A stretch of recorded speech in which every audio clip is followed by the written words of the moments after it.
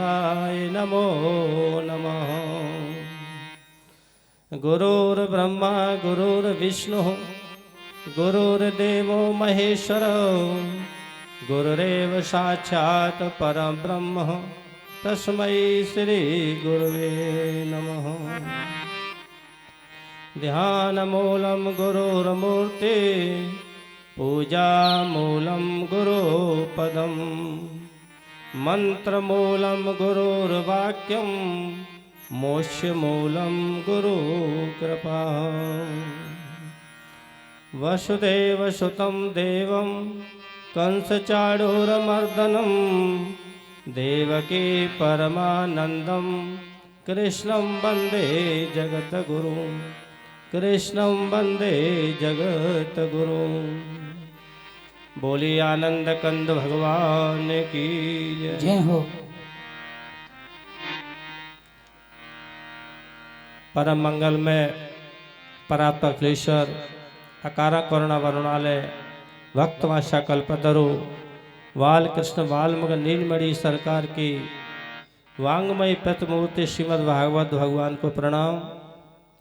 अर्चनीय वंदनीय प्रातः स्मरणीय अनंत विभूषित श्रोत्रिय ब्रह्मनिष्ठ सदगुरुदेव भगवान के श्री चरणों में कोटि कोटि प्रणाम। पूज्य संत श्री केशवानंद जी महाराज, हमारे शास्त्री जी, हमारे संगीत आचार्य और शक्ति भक्ति स्वरूप देवियों, जनता जनारू में आवश्यक मुरली मनोहर नटवर नागर की झांकी मागी स्वरूप हो, आपसे मेरे खंडात्मा हो, आपसे भगवान नारायण का स्वरूप हो। यहाँ विराजमान सभी हमारे सनातन धर्म के देवताओं को भी प्रणाम और एकांकिलेव के समस्त जो भक्त हैं उन सब का श्रीमद् भागवत सप्ताह ज्ञान यज्ञ में हम हृदय से स्वागत करते हैं।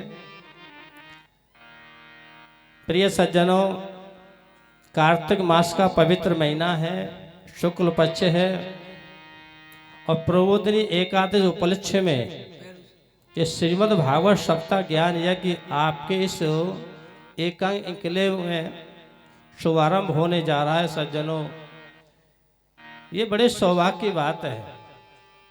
सज्जनों, सत्संग मिलना, संतों का दर्शन होना, कथा कीर्तन मिलना, ये सज्जनों तुम्हारे भाग्य का फल नहीं है, ये तुम्हारे पुरुषार्थ का फल नहीं है और ये तुम्हारे पुण्य का भी फल नहीं है, ये तो ईश्वर कृपा का फल है। जब ईश्वर कृपा करता है तभी आपको सत्संग सुनने को मिलता है, कथा कीर्तन सुनने को मिलता है।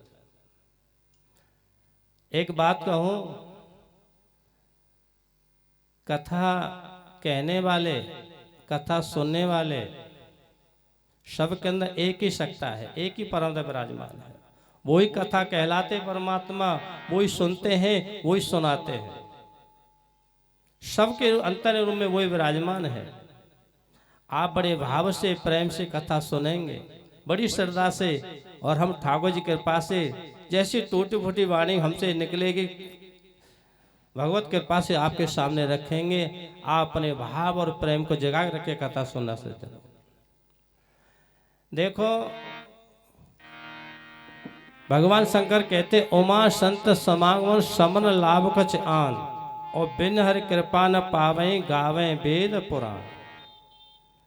वेद शास्त्र सब कहते बिना हर कृपा के ये चीज संभव नहीं है। धन मिल जाएगा, पत्नी मिल जाएगी, पुत्र मिल जाएगा, सुत दारा स्त्री पापी के होए और संत समागम हरि कथा तुलसी दुर्लभ दो। दो चीज दुर्लभ है, सत्संग का मिलना और हरि कथा मिलना। तो आप बड़े भाग्यशाली हो सज्जनों। और देखो, कथा में कहते हैं कथा और कीर्तन। कथा के प्रारंभ में कीर्तन, मध्य में कीर्तन और अंत में कीर्तन। कहते चलो कथा कीर्तन कर लेते हैं, क्योंकि करण पुनीत हेत निज वाणी, अपनी वाणी को, मन को पवित्र करने के लिए सबसे श्रेष्ठ उपाय है तो भगवान का नाम है। कीर्तन करते हैं तो आप भी बोलते, हम भी बोलते, दोनों हृदय शुद्ध होता है, वाणी पवित्र होती है। कलयुग में इससे श्रेष्ठ साधन और कुछ नहीं भगवान नाम के सिवाय।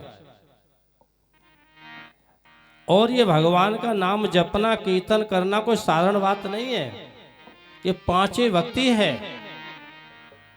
मंत्र जापम दृढ़ विश्वासा पंचम भजन सो वेद प्रकाशा। ये पांचवी भक्ति है भगवान का जो मंत्र जपते हैं। और जो मंत्र जपते हैं ना उनके भाग्य की तकदीर उल्टी होती वही सीधी हो जाती है। मंत्र महामन विषय ब्याल के और मेटत कठिन कुंक भाल के। भाल कर किस्मत, किस्मत वह कितनी बिगड़ी हो, एक भगवान का भजन शुरू कर दो, मंत्र का जप शुरू कर दो, आप पे बिगड़ी तकदीर सुधर जाएगी। इसलिए महामंत्र उच्चारण करेंगे आप सब लोग। बोलिए कृष्ण बलदेव की जय। जय हो। हरे राम हरे राम हरे राम राम राम हरे हरे। हरे राम राम राम हरे हरे।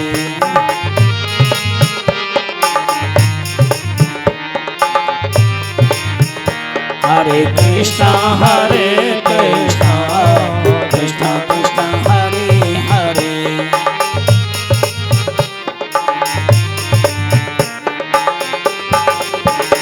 हरे राम राम राम राम हरे हरे।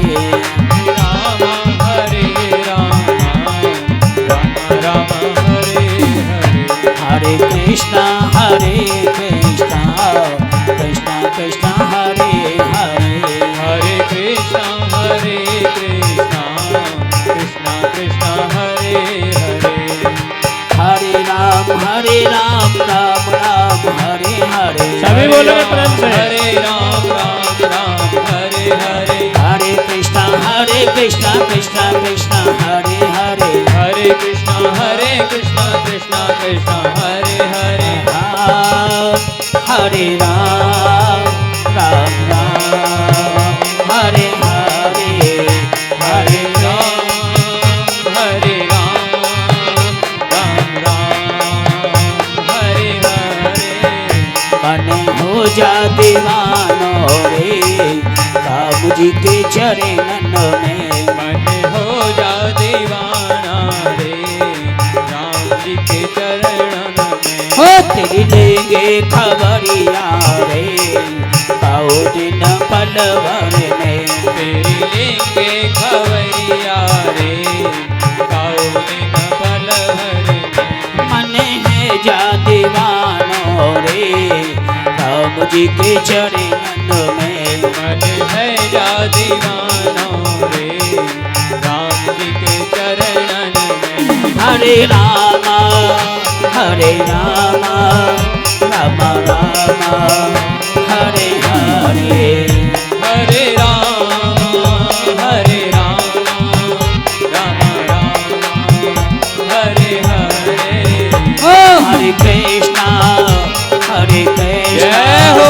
कृष्णा कृष्णा हरे हरे। हरे बोलो प्रेम से। हरे कृष्णा कृष्णा कृष्णा हरे हरे। हरे राम राम राम हरे हरे। हरे राम राम हरे हरे। हरे कृष्णा कृष्णा कृष्णा हरे हरे। हरे कृष्णा कृष्णा कृष्णा हरे हरे। हे बाजी बाजी बसुरिया रे श्याम तेरी मद मन में।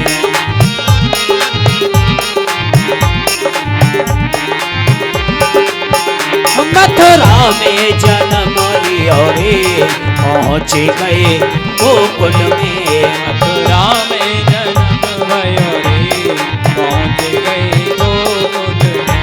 हरे राम राम राम हरे हरे।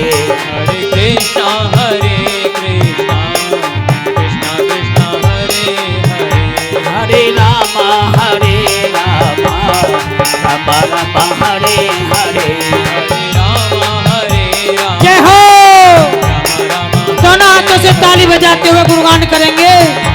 के नाम कथा सुंदर करतारी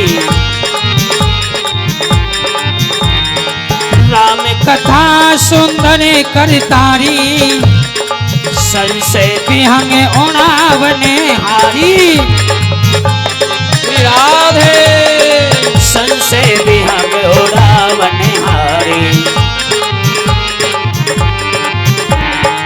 राम कथा कद किरण समाना राम कथा संशय किरण समाना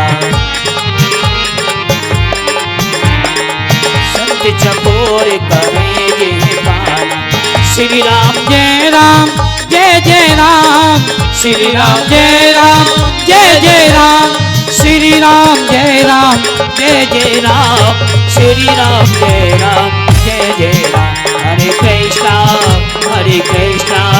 कृष्णा कृष्णा हरे हरे हरे रामा राम राम हरे हरे हरे कृष्णा कृष्णा कृष्णा कृष्णा हरे हरे हरे राम राम राम हरे हरे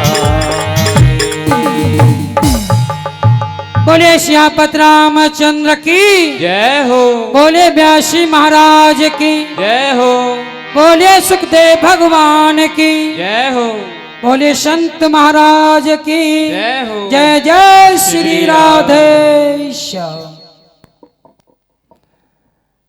देखो हमारे जो इस भागवत सप्ताह यज्ञ के मुख्य यजमान है ना चौहान साहब, जो मुख्य श्रोता है उनको वक्ता के सामने बैठना चाहिए। वेदांत तो ये कहता है। दोनों श्रीमती इनकी धर्मपत्नी है उषा देवी जी और वो भी चौहान साहब दोनों सामने बैठे। कथा का जो वेदांत है बिल्कुल वक्ता के सामने। हाँ यहाँ लगा, आगे बढ़ा सकते हैं। हाँ उसमें बैठ जाइए, आप चेहरे बैठ जाइए, कोई दिक्कत नहीं। बोले वृंदावन बिहारी लाल की जय हो, श्री गिरिराज महाराज की जय हो, राधा रानी की जय हो, जय जय श्री राधे श्याम। हाँ गिरिराज जी तो आवाज पहुंच गई आपकी है। बस ऐसे ही आप जोर से बोलते हैं, मुझे एनर्जी मिलती रहेगी। आइए सबसे पहले हम भगवान श्री कृष्ण के चरणों में प्रणाम करते हैं। बोले प्रणाम करने से क्या होता है? प्रणामो दुख शमनस्तम। भगवान के चरण प्रणाम करने से तुम्हारे जीवन के सारे दुख चले जाते हैं, और नाम संकीर्तन करने से तुम्हारे पाप कटते हैं। श्रीमद् भागवत का अंतिम श्लोक है, लास्ट में बुलवाएंगे 7वें दिन। वह स्पष्ट व्यास जी ने लिखा कि नाम संकीर्तनम यस्य सर्व पाप प्रणाशनम। जो भगवान नाम संकीर्तन करते हैं उनके सारे पाप कट जाते हैं। प्रणामो दुख शमनस्तम नमामि हरि परम। जो प्रणाम करते हैं उनके दुख मिट जाते हैं। और ये तुम चाहते हो हमारे पाप कट जाए, हमारे दुख मिट जाए, तो भगवान का नाम संकीर्तन भी करो और भगवान के चरणों बार बार प्रणाम करो कि तुम्हारे इस भागवत भगवान विराजमान है। तो वेद व्यास जी कहते हैं सच्चिदानंद रूपाय विश्वोत्पत्त्यादेहे तवे तापत्रय विनाशाय श्री कृष्णाय वयम नमः। सज्जनों, भगवान श्री कृष्ण अखंड सच्चिदानंद ब्रह्म परमात्मा है। पूर्ण ब्रह्म परमात्मा भगवान श्री कृष्ण। उनके स्वरूप का वर्णन यहाँ कहा किया गया। सज्जनों, भगवान का स्वरूप क्या है? भगवान सत्य हैं, भगवान चित्त हैं और भगवान आनंद स्वरूप है। तीन पदों को मिला के वाक्य बनता है सतपद, चितपद और आनंद पद, जिसको बोलते सच्चिदानंद। भगवान का क्या नाम है? बोलो सच्चिदानंद भगवान की जय हो। हम बार बार ये जयकारा लगाया करें, ठीक है? सबसे अच्छा जयकारा है। भगवान सत्य हैं, चित्त हैं, आनंद स्वरूप, इसलिए उनको सच्चिदानंद कहते हैं। राम सच्चिदानंद दिनेशा, राम सच्चिदानंद दिनेशा,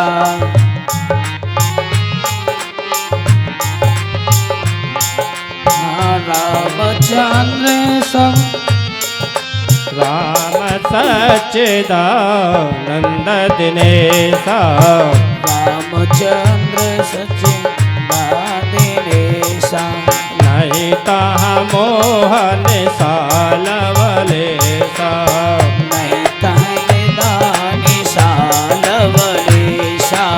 श्री राम जय राम जय जय राम, श्री राम जय राम जय जय राम, श्री राम जय राम जय जय राम। बोलो श्री राम जय राम जय जय राम।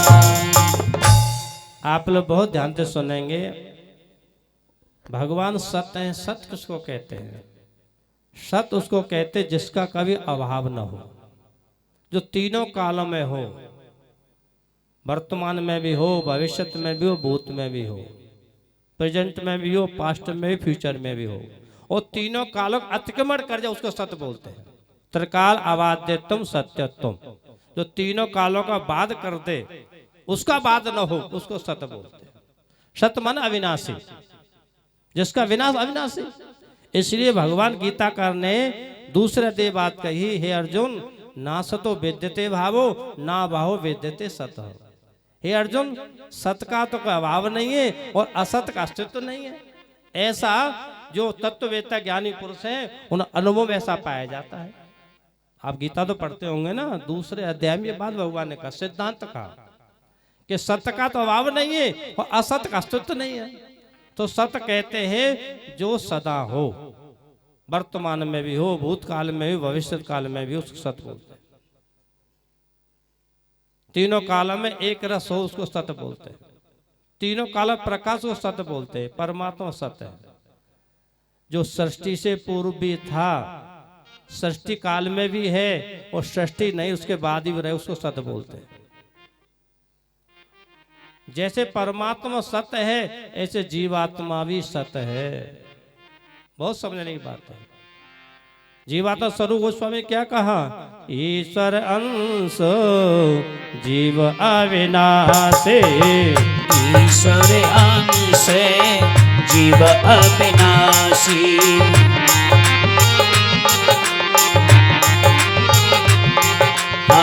ईश्वर अंश जीव अविनाशी, ईश्वर अंश जीव अविनाशी। चेतन अमर से सुख राशि। सीताराम सीताराम सीताराम कहिए, जय विधिरा फेरा ताई विधि रहिए।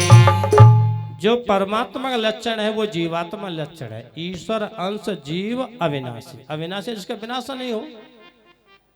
परमात्मा वो जिसका विनाश नहीं हो और जीवात्मा का विनाश नहीं हो। जीवात्मा अविनाशी है। शरीर से पहले भी जीवात्मा था, अब भी जीवात्मा है और शरीर नहीं, इसके बाद जीवात्मा रहेगा। अविनाशी वस्तु का नाश नहीं होता। तो जीवात्मा भी सत्य है, परमात्मा भी सत्य है। दूसरा लक्षण किया, परमात्मा चित्त माने चेतन है, प्रकाश स्वरूप, ज्ञान स्वरूप है। उसके ज्ञान से ही, उसके प्रकाश से सारा जगत प्रकाशित होता है। जगत प्रकाश प्रकाशक रामू और मायाधीश ज्ञान गुण धामू। वो कैसा है? सारे जगत को प्रकाशता है। प्रकाश कहो, ज्ञान कहो, चेतन एक ही बात है। तो परमात्मा सत्य है, सना है, अविनाशी है, वो ज्ञान स्वरूप है। और तीसरा विशेषण लिया, वो कैसा? आनंद स्वरूप है। सत्य चित आनंद।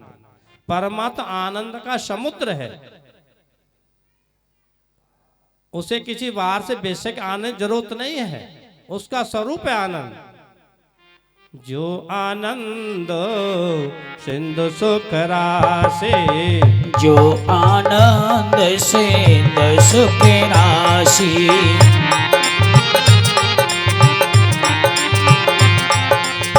जो आनंद सिंधु सुख राशि, जो आनंद सिंधु सुख राशि। श्री करते तेरे लोक सुपासी।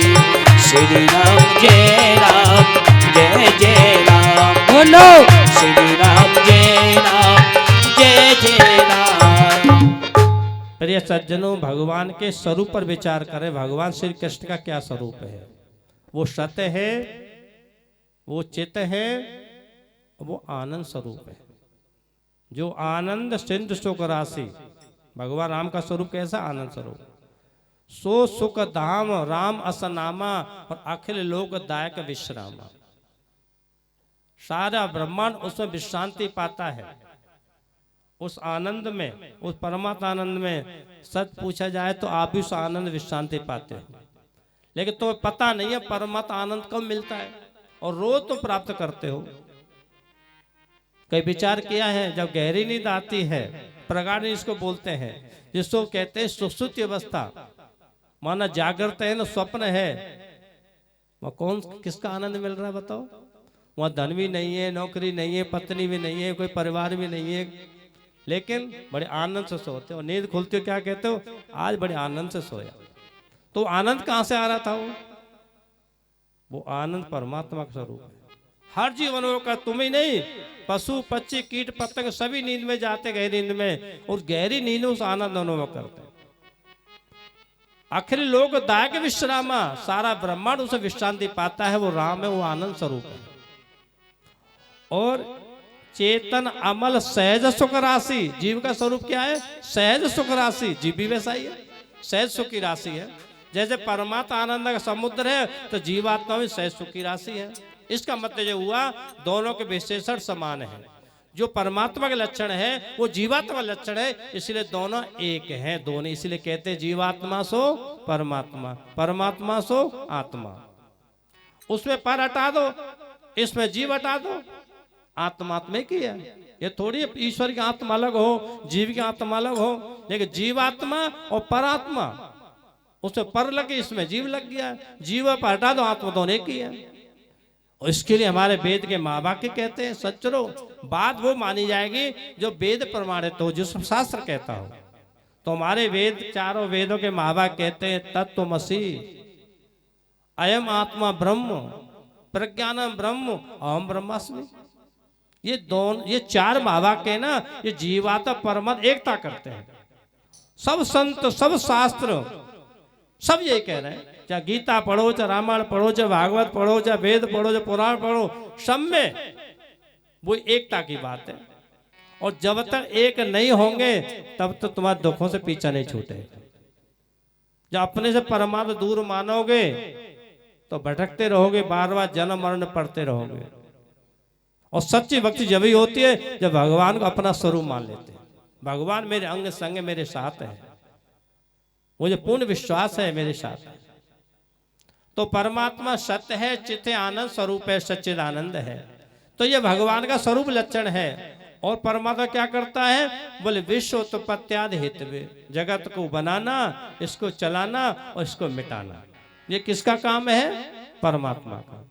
जीव नहीं बना सकता जगत को, न वो चला सकता है न मिटा सकता है, ये परमात्मा करता है। ये भगवान का तटस्थ लक्षण है, सच्चित आनंद स्वरूप लक्षण है। किसी वस्तु को समझना हो प्रिय सज्जनों, तो लक्षण प्रमाणाभ्याम वस्तु सिद्धि, लक्षण प्रमाण के द्वारा वस्तु की सिद्धि होती है। हम लक्षण कर रहे हैं परमात्मा को समझने के लिए कि परमात्मा क्या स्वरूप है। तो स्वरूप लक्षण और तटस्थ लक्षण के द्वारा परमात्मा को समझा जाता है। जगत बनाना, चलाना, मिटाना ये तटस्थ लक्षण है, और सत चित आनंद स्वरूप लक्षण है। बोले तापत्रय विनाशाय श्री कृष्णाय वयम नमः। हम ऐसे भगवान श्री कृष्ण चरणों में प्रणाम करते हैं। प्रणाम करने जीव के 3 प्रकार के ताप हैं, 3 प्रकार के दुख हैं, अध्यात्म दुख, अधिभूत दुख और अधिदैव दुख। इनको थोड़ा समझिए आप। अध्यात्म दुख किसको कहते हैं? अध्यात्म कहते हैं शरीर बुखार आ जाना, जुकाम हो जाना, कहीं दर्द होना, इसको अध्यात्म दुख बोलते हैं, शरीर को पीड़ा होना। अद्भुत दुख कहते हैं कहीं आप जार सर्प ने काट लिया, कि जंगली जान आक्रमण कर दिया, मधुमक्खियों ने काट लिया, कि अचानक चोट लगी बाहर किसी भूत प्राणी से, उसको कहते हैं अद्भुत दुख। इससे जूझते कहीं आप निकलते बाहर, एक्सीडेंट हो गया, कोई जानवर ने आक्रमण कर दिया। और आदिदेव कोई वायु का प्रकोप है, कोई तूफान आ गया, शरीर उड़ गया, ओलावृष्टि हो गई, आपको शरीर को क्षति पहुंची, तो आदिदेव वो देव के द्वारा से प्रकोप चला, इससे शरीर घायल हो गया। तो अध्यात्म दुख, आदिभूत दुख और आदिदेव दुख, तीन दुखों से तो प्राण सब पीड़ित हैं। ये कैसे जाएंगे? बोले तापत्रय विनाशाय श्री कृष्णाय वयम नमो। भगवान श्री कृष्ण चरणों में प्रणाम करने से, उनका भजन करने से जीव तीनों तापों से, तीनों दुखों से छूट जाता है। जो गोस्वामी ने कहा, दैहिक दैविक भौतिक तापा, दैहिक दैविक भौतिक तापा,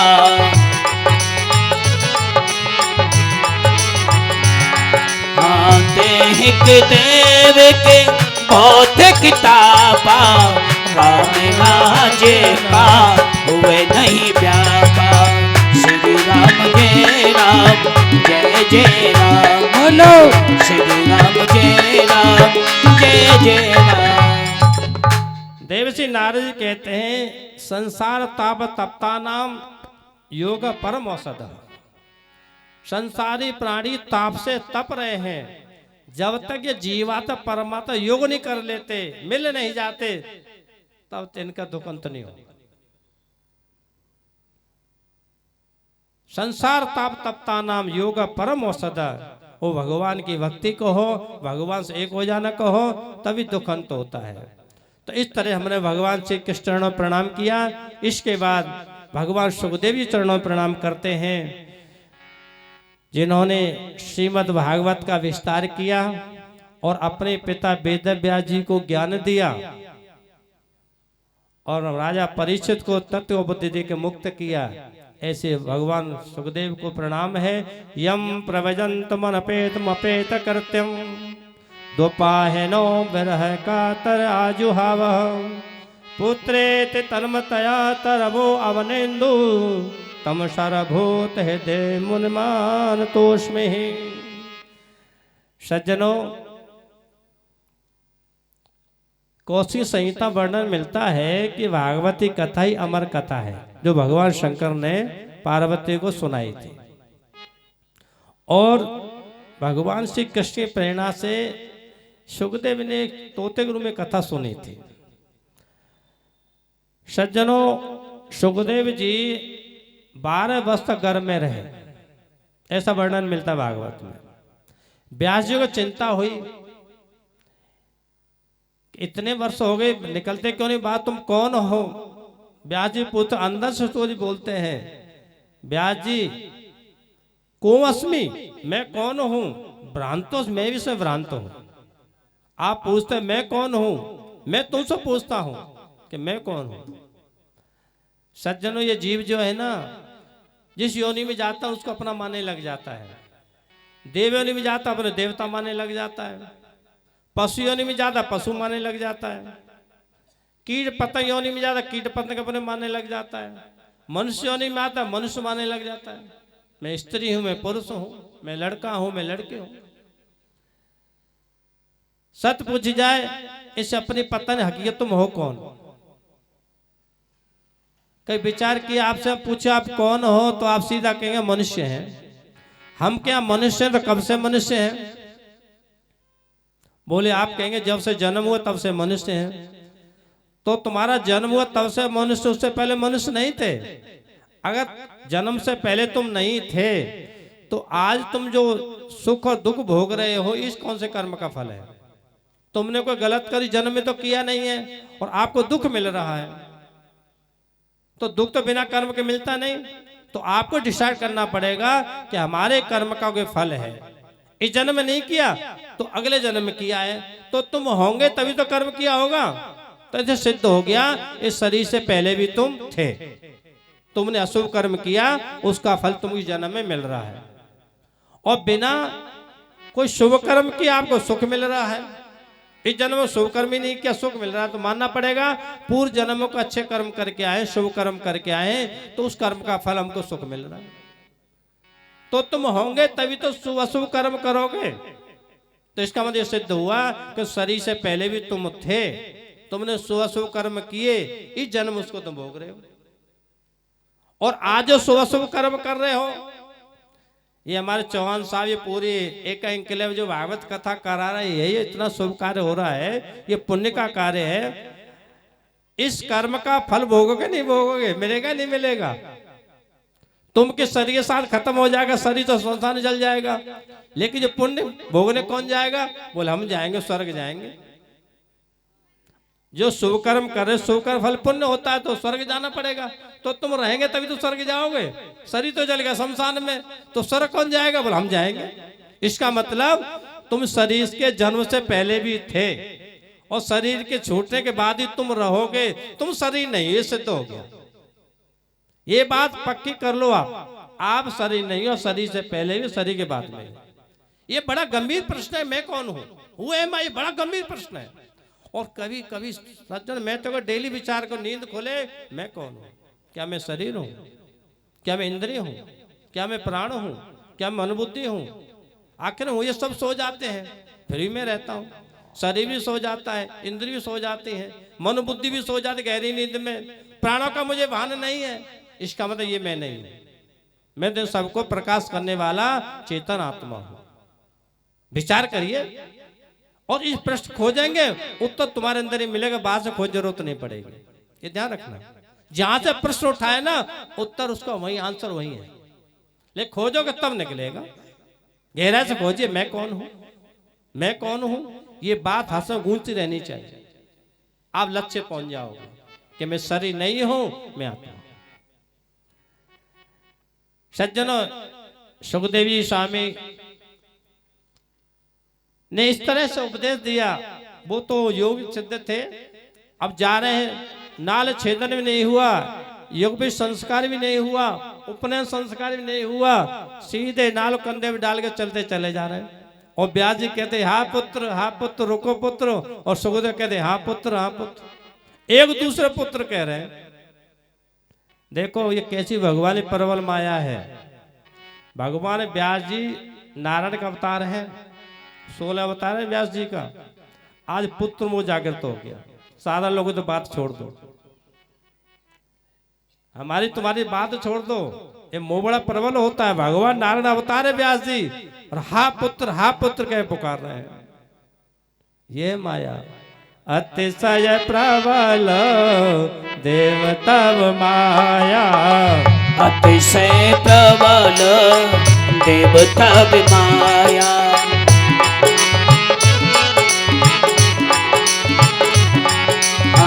अतिशय प्रबल देव तव माया, छोटे राम पर जे दाया। सीताराम सीताराम सीताराम कहे, जय विधि राखे राम तई विधि रहे। बड़ी प्रबल माया है, छूटे राम करो जे दाया। भगवान कृपा करते दया कर तो से पीछा छूटे नहीं, छूटने वाला नहीं है। और माया के 3 बेड़ियां हैं सज्जनों, वित्तेषणा, पुत्रेषणा और लोकेषणा। ये 3 बेड़ियां हैं। पुत्रेषणा संतान में आसक्ति हो जाना, पुत्रेषणा पुत्र इच्छा, पुत्र पर तो मोह हो। देखो धृतराष्ट्र का क्या हालत है दुर्योधन के प्रति, सब सत्यानाश करा लिया। ये पुत्रेषणा थी। वित्तेषणा, धन से कभी तृप्त न होना, और लोग से दुनिया मुझे जाने पहचाने, मेरा नाम हो पूरे विश्व में। ये 3 बेड़ियां हैं, पुत्रेषणा, लोकेषणा और वित्तेषणा। भगवान कृपा के तो छूटे नहीं, सब उलझ किसी मर जाते। जीव इसी उलझा हुआ है। सुखदेव कहते हैं पिताजी कोई किसी का पुत्र नहीं, कोई किसी का पिता नहीं, ये माया भेद कर देती पिता पुत्र का। जब कार्य पे दृष्टि होती है तो भेद प्रतीत होता, कार्य दृष्टि चली जाए।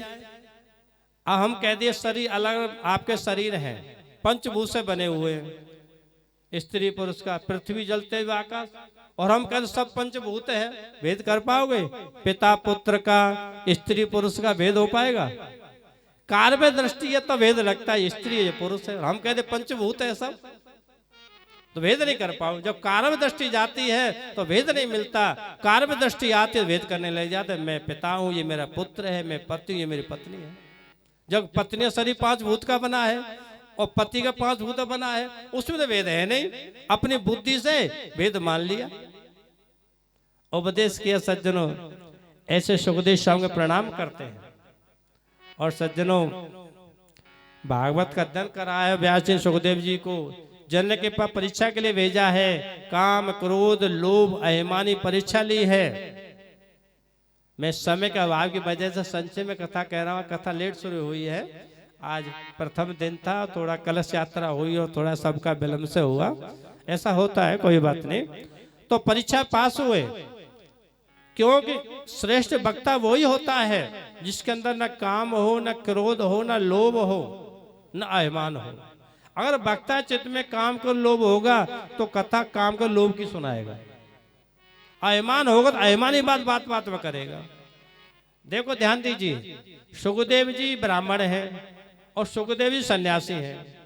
एक सन्यासी को कहां भेजा? जनक जी गृहस्थी हैं और जनक क्षत्रिय हैं। तो व्यास जी ने अपने पुत्र सुखदेव को, जो सन्यासी हैं, ब्राह्मण हैं, उनको कहां भेजा? जनक के पास भेजा। एक सन्यासी को एक गृहस्थी के पास भेजना माना 2 आश्रम नीचे भेजा। जनक गृहस्थी हैं, वो सन्यासी हैं। क्यों भेजा?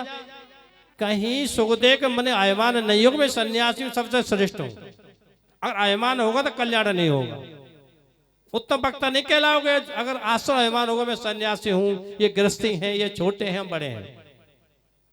तो 2 आश्रम नीचे भेजा और एक जाति नीचे भेजा। सुखदेव ब्राह्मण है और जनक क्षत्रिय है। एक ब्राह्मण को क्षत्रिय भेजना, अभिमान न करे ब्राह्मण सबसे श्रेष्ठ हूं। अगर ब्राह्मण का अभिमान होगा तो ब्राह्मण कल्याण नहीं होगा। सज्जनों, अभिमान करने कल्याण नहीं होता, कल्याण तो विचार से होता है, ठीक तत्व को समझने से होता है, भगवान की भक्ति करने से होता है, अभिमान रहित होने से होता है। तो 2 आश्रम नीचे भेजा, एक जाति नीचे भेजा कि कहीं सुखदेव के अंदर जाति का अभिमान तो नहीं है, आश्रम अभिमान तो नहीं है। लेकिन सज्जनों, जगनी ने परीक्षा ली, न जाति का अभिमान है, न आश्रम अभिमान है, न काम है, न क्रोध है, न लोभ है, सफल हो। आखिर तो भगवान के अवतार है, सुखदेव कोई साधारण नहीं है। तो ये बता गया वक्ता होता है सुखदेव जैसा हो, जिसकी दृष्टि में सृष्टि न हो, जिसकी दृष्टि परमात्मा हो, वो भागवत का वक्ता है। समझना, 2 दृष्टियां हैं। हमारी कथा थोड़ी सी बेवकूफी प्रधान है और आप थोड़ा समझने की कोशिश करें, समझ जाएंगे। धीरे धीरे संस्कार पढ़ते हैं, समझ थोड़ा समझ जरूर आएगी। एक होते दृष्टि, दृष्टि सम सृष्टि, एक होते सृष्टि सम दृष्टि। पहले सृष्टि फिर दृष्टि, जैसी सृष्टि वैसी दृष्टि। जी अज्ञानी की दृष्टि है, अज्ञानी पहले सृष्टि देखता है, वो वैसी मान लेता है। और ज्ञानियों की दृष्टि सम सृष्टि, ज्ञानी ज्ञान में दृष्टि, वो ज्ञान से देखते हैं, ये तब परमात्मा स्वरूप है, वो कल्याण कर लेते हैं। ज्ञानी दृष्टि सम सृष्टि, अज्ञानी सृष्टि सम दृष्टि, एकदम उल्टा है। उत्तम सिद्धांत है दृष्टि सम सृष्टि, ज्ञान समकालीन सृष्टि। हमारी चेतना निकलते व्यर्थ हम पहचानते कौन है। वो तो अज्ञा सकता है, वृक्ष तुम्हें नहीं बता सकते, तुम बताओगे वृक्ष है। आप सूरज चांद तुम बताते हो ये सूरज निकल आया, चांद निकल, वो नहीं बता सकते, तुम प्रकाशते हो, ये तुम्हारी महिमा है। तो दृष्टि सम सृष्टि। बोलो सच्चिदानंद भगवान की जय हो। इस तरह सज्जनों अध्ययन कराया और आगे सज्जनों ऋषि मुनियों की परम पवित्र भूमि है नैमिषारण्य। ये नैमिषारण्य सज्जनों सीतापुर जिले में हरदोई के पास गोमती नदी के तट किनारे है। अति पुनीत क्षेत्र है, बड़े बड़े विशाल यज्ञ ऋषियों ने किए। और वहां सूत जी महाराज और 28,000 सौन का ब्राह्मण ज्ञान सच चल, हजारों वर्ष तक चलने वाले ज्ञान सच चल रहा सज्जनों। सूत जी महाराज के श्री चरणों में सज्जनों सौनका ऋषियों ने कहा, अज्ञान ध्वांत विध्वंस कोटि सूर्य संप्रभ सूताख्याय कथा सारम मम कर्ण रसायनम। हे सूत जी महाराज, सूत किसको कहते पता है तुमको? भागवत के पहले से लिखा सूत उवाच। सूत किसको कहते हैं? सूत किसको कहते हैं सज्जनों?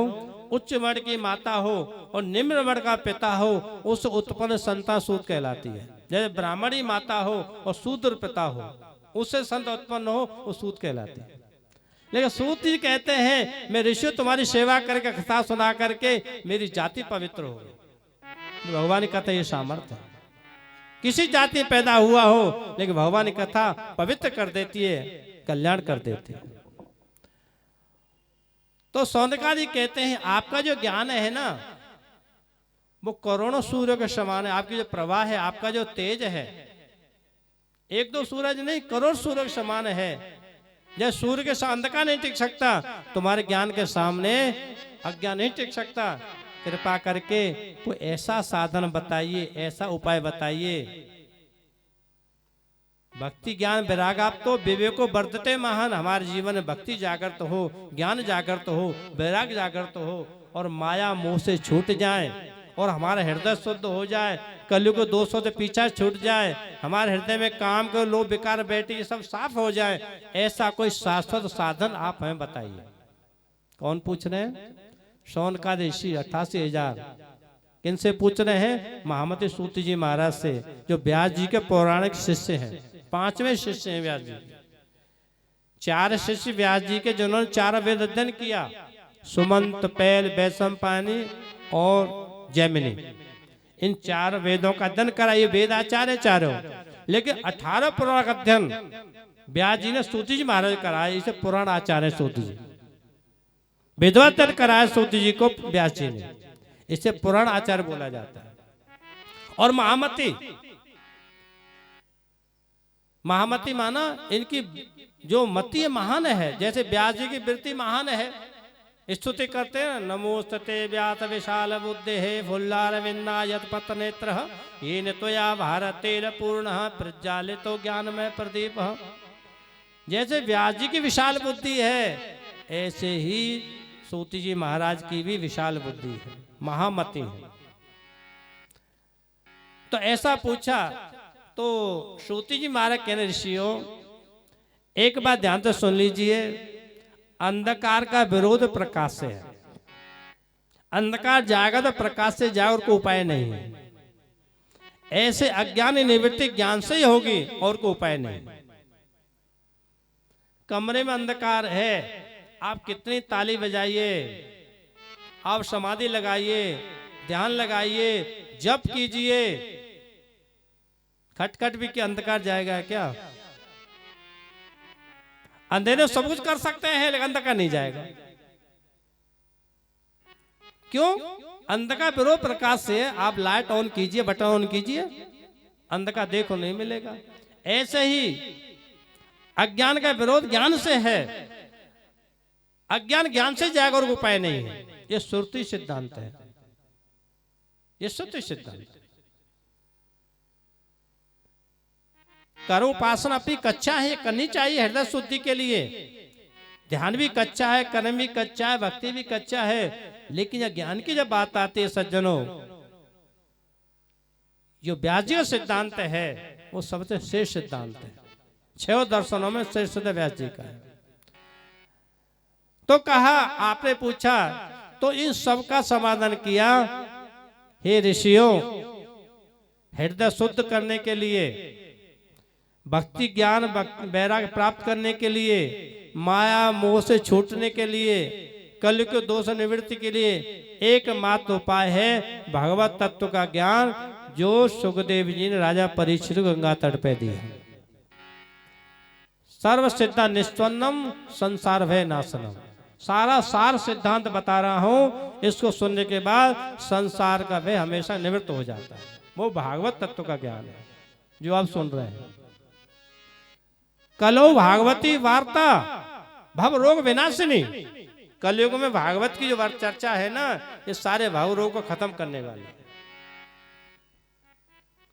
प्रत्यक्ष प्रमाण है महाराज परिचय मुक्त हुए, और कोई साध प्रमाण नहीं मुक्ति का, लेकिन भागवत प्रमाण है।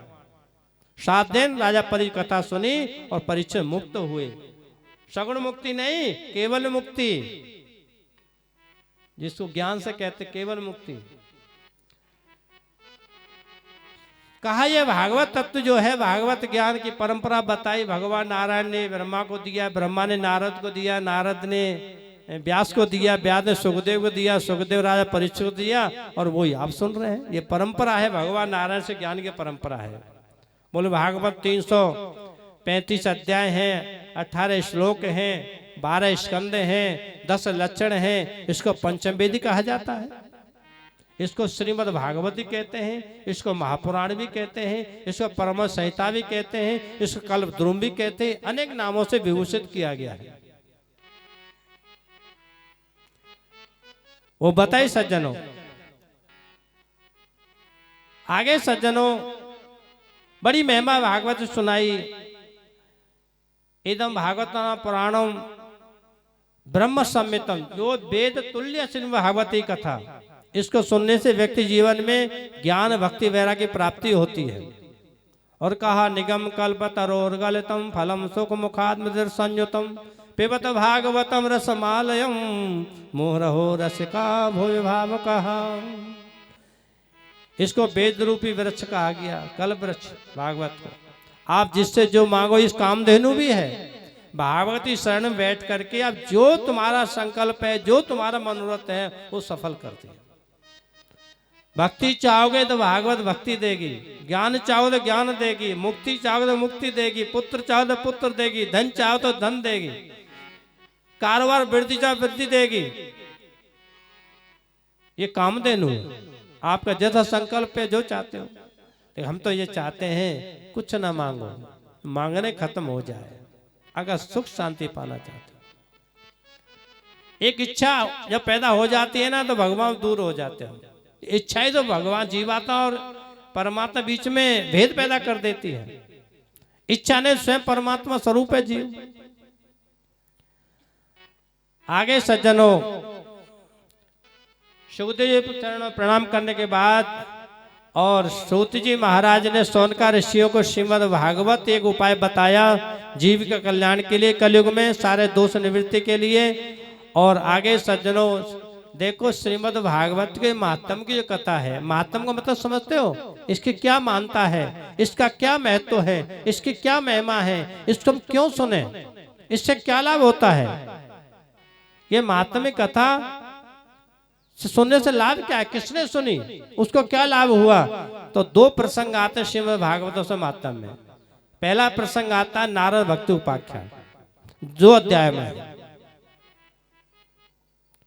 नारद भक्ति उपाख्यान। नारद जी ने पुरुषार्थ किया, भक्ति के जो पुत्र थे ज्ञान वैराग्य व्रत अचेत पड़े, मूर्छित पड़े थे, अपने पुरुषार्थ से भागवता सुना करके उनको जागृत किया, जवान किया। ये प्रसंग आता है 2 अध्याय में। क्योंकि जब नारद जी की भेंट सनकादि से होती है बद्रिक आश्रम में, ध्यान देना आप लोग, नारद जी भी ब्रह्मा जी के पुत्र हैं और सनकादि ब्रह्मा जी के मानस पुत्र हैं। सनक, सनन, सनातन, संतकुमार 4, और नारद जी इनके भाई हैं और 5 विरक्त हैं। सनकादि भेंट हुई नारद जी के बद्रिकाश्रम में, एक ही मंत्र जपते, हरि शरणम हरि शरणम हरि शरणम हरि शरणम। और ये इतना अच्छा मंत्र है सज्जनों कि सबको सदा जपते रहना चाहिए। यहाँ लिखा हरि शरणम एव ही नित्यम ऐसा मुखे वचः अतः काल समाधिष्ठा जरा आयुष्मान वाद्यते। जिसके मुख में ये हरि शरणम मंत्र है, उसको कि बुढ़ापे का दुख उठाना नहीं पड़ता। ये समझ में, काल से प्रेरित बुढ़ापा आएगा, काल का प्रकोप चल रहा है, बुढ़ापा आएगा, लेकिन तुम्हारे मुख हरि मंत्र होगा, हरि शरण का, तो बुढ़ापा तो दुखी नहीं करेगा। अतः का समाधिष्ठा जरा आयुष्मान बाध्यते, तुम्हें बुढ़ापे की पीड़ा नहीं होगी। मुख में नाम होना चाहिए हरि शरणम हरि शरणम हरि शरणम। सतत जपते हैं। सदा बैकुंठ निलया हर कीर्तन तत्पर लीला रसन मुक्ता कथा मात्रिक जीवन। उनका जीवन क्या है? भगवान की कथा सुनना, उनके नाम का कीर्तन करना, बैकुंठ निवास करना और भगवान लीला को सुनते सुनते सुनते उनमें रस लेना, उनमें डूब जाना, ये सनकादियों का काम है। और एक ही व्यसन है, कथा सुनना और सुनाना। 4 भाई हैं, वही श्रोता बन जाते हैं, वही वक्ता बन जाते हैं। एक भाई ऊपर बैठ जाता है, 3 श्रोता बन जाते हैं। एक भाई कथा सुना, 3 सुन रहे हैं। इसके बाद वो भाई ऊपर आ जाते हैं, वो नीचे बैठे, वो कथा सुनाते। आपस में ही श्रोता वक्ता बन के कथा सुनते रहते, सुनाते रहते हैं। ये उनका शौक है, ऐसा शौक होना चाहिए। कथा कल्याण करती है, कथा तुम्हारे संसार दुख को दूर करती है, तुम्हारे मन की व्यथा को मिटाती है। इसे कथा सुनते रहो, सुनते रहो, सुनते रहो, मंत्र का जप करते रहो, करते रहो। हरि से लगे रहो मेरे भाई, तुम्हारी बनत बनत बन जाई। हरि से लगे रहो मेरे भाई, कथा कीर्तन से जुड़े रहिए। तो नारद जी के प्रयास से इस कथा से यह समझना है सज्जनों कि जिसके जीवन में ज्ञान वैराग्य नहीं होंगे उसकी भक्ति रोती रहेगी। वृंदावन में भक्ति रो रही है यमुना तट पर, नारद जी भेंट होती है, देव नदी के भेंट हुई। रोने का कारण क्या था? उसके पुत्र ज्ञान वैराग्य मूर्छित पड़े हैं। अगर हमें भक्ति करनी हो तो हमारे ज्ञान वैराग्य जवान होने चाहिए, और तुम्हारी भक्ति रोती रहेगी। बहुत समय से लोग भजन करते हैं, कई कई सालों के मंत्र लिए, लेकिन उनके जीवन में दुख नहीं मिट रहा। क्यों? उनके जीवन ज्ञान वैराग्य नहीं है, केवल फॉर्मेलिटी भजन कर रहे, फॉरवर्ड गुरु बना ली, हाँ हमारे मंत्र गुरु जी हैं। लेकिन जब तक विषयों से वैराग्य नहीं होगा और ज्ञान नहीं होगा तब तक भक्ति सफल नहीं है। ज्ञान भक्ति वैराग्य ये तीनों का समन्वय है। देखो भक्ति माँ है और ज्ञान वैराग्य उसके पुत्र है। अगर माँ ना होगी तो पुत्र कहां से आएंगे? और पुत्र ना हो तो उसको माँ कौन कहेगा निपुति को? तो माँ की शोभा पुत्रों से है और पुत्रों की शोभा माँ से है। इसमें कोई ये नहीं कि भक्ति बड़ी है कि ज्ञान बड़ा है, नहीं, बड़े छोटे का प्रश्न नहीं है। मूल बात को समझिए, जिसके जीवन में भक्ति है तो ज्ञान वैराग्य उसके जीवन आने ही चाहिए, और जिसके ज्ञान वैराग्य आ गए उस जीवन में भक्ति तो आएगी, अलग नहीं रह सकते तीनों। और जिसके जीवन में ज्ञान भी है, भक्ति भी है, वैराग्य भी है, उसका जीवन सफल है, वो पूर्ण जीवन है। तो ये कथा से हम समझना है, भागवत कथा सुनने से ज्ञान भक्ति वैराग्य तीनों पुष्ट होते हैं और जीवन का कल्याण होता है। ये 2 अध्याय में ये महात्मा ये बात बताएगी। तो भागवत कथा सुनने से क्या होता है? हमारे जीवन ज्ञान भक्ति वैराग्य की प्राप्ति होती है, इससे हमारा जीवन सफल होता है।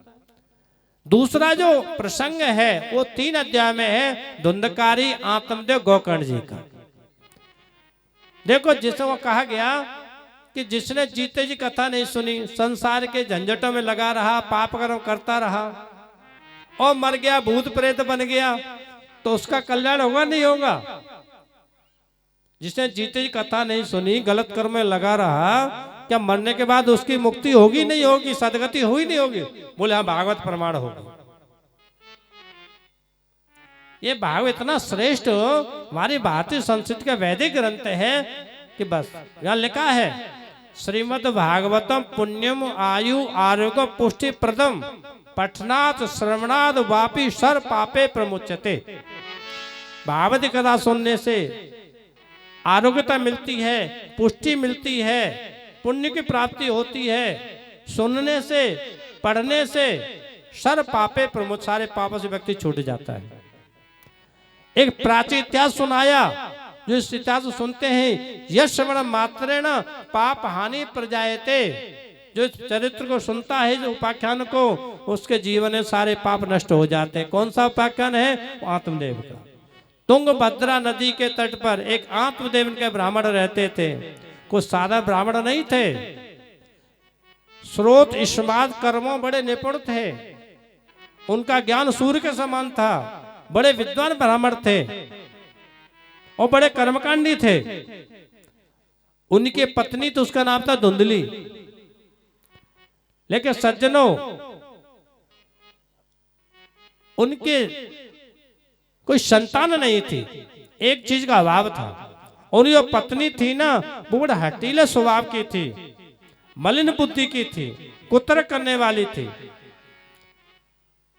क्यों मलिन बुद्धि होती है ना, वो कुतर्क करेगी, हट करेगी, बात बात पे कुछ न कुछ टोकेगी। तो संतान नहीं थी। उन्होंने संतान प्राप्ति के लिए बहुत कोई अनुष्ठान किए, जिसने जो बता सो ही किया, बहुत सारा धन अनुष्ठान खत्म हो गया, लेकिन संतान नहीं हुई। आत्मदेव बड़ा दुखी हुआ, उसको लगा कि बिना संतान में समाज को सम्मान नहीं है, लोग मुझे गलत दृष्टि देखते हैं, मेरी वंशवृद्धि कैसे होगी, मेरा पिंडदान देने वाला कोई नहीं होगा, ऐसा मेरा जीवन बेकार है। ऐसा विचार करके अपने जीवन ये समाप्त करने के लिए आते ब्राह्मण सरोवर किनारे गया और अपने भाग को कोसने लगा और वह रोने लगा कि मेरा कैसा भाग्य है। सज्जन, वही एक संत ब्राह्मण महात्मा चले आए, देखा आंख में रोते हुए, तुम रोते क्यों हो? बोले महाराज मेरे जीवन एक कमी है, भगवान का दिया सब कुछ है लेकिन संतान नहीं है, इसलिए मैं रो रहा हूं, मेरे जैसा अभागा कोई नहीं होगा दुनिया में।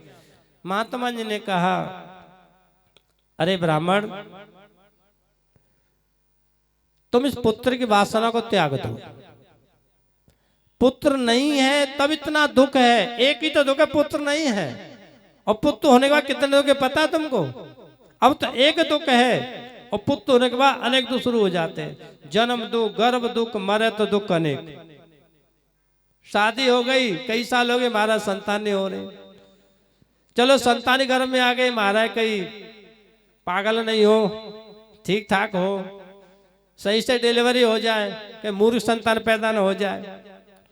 पढ़ाया लिखाया, विवाह शादी किया और जवान करने के बाद मर गया तो क्या हालत होती है? कर विचारे देखिए पुत्र सदा दुख रूप, और जे चाह सुख पुत्र ते मूनन के भूप। विचार कर देख लो,